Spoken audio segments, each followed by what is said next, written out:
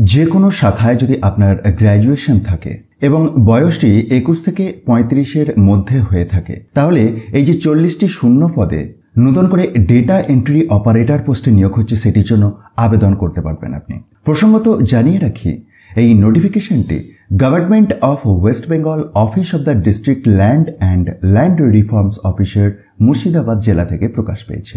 এবং এই যে ডেটা এন্ট্রি অপারেটর পোস্টে নিয়োগ হচ্ছে, এটির ক্ষেত্রে আপনি কনসলিডেটেড রেমুনারেশন হিসেবে মান্থলি 11,000 টাকা করে পাবেন। আর এক্ষেত্রে ডিস্ট্রিক্ট রেস্ট্রিকশনের কথাটিও উল্লেখ করেছে, যেটি হচ্ছে মুর্শিদাবাদ জেলার পার্মানেন্ট রেসিডেন্টরাই এই পোস্টের জন্য আবেদনযোগ্য। সুতরাং ওই এরিয়ার বাসিন্দারা কি ধরনের ডকুমেন্ট সহ আবেদন করতে পারবেন সে প্রসঙ্গে 8 নম্বর সিরিয়াল এর আন্ডারে কমপ্লিট লিস্টিংটি দেওয়া আছে।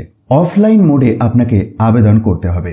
আবেদনের পদ্ধতি 23/7/2024 থেকে শুরু হয়েছে এবং আগস্টের 13 তারিখ পর্যন্ত চলবে। শুধুমাত্র অফলাইন মোডেতেই আপনি আবেদন করতে পারবেন এবং আবেদনপত্রের বয়ান আপনি এই অফিসিয়াল বিজ্ঞপ্তিটি একটু নিচের দিকে স্ক্রল ডাউন করলেই পেয়ে যাচ্ছেন। আর এই অফিসিয়াল বিজ্ঞপ্তিটি আপনি যদি নিজে থেকে চান সেটিকে ভেরিফাই করেও দেখতে পারেন।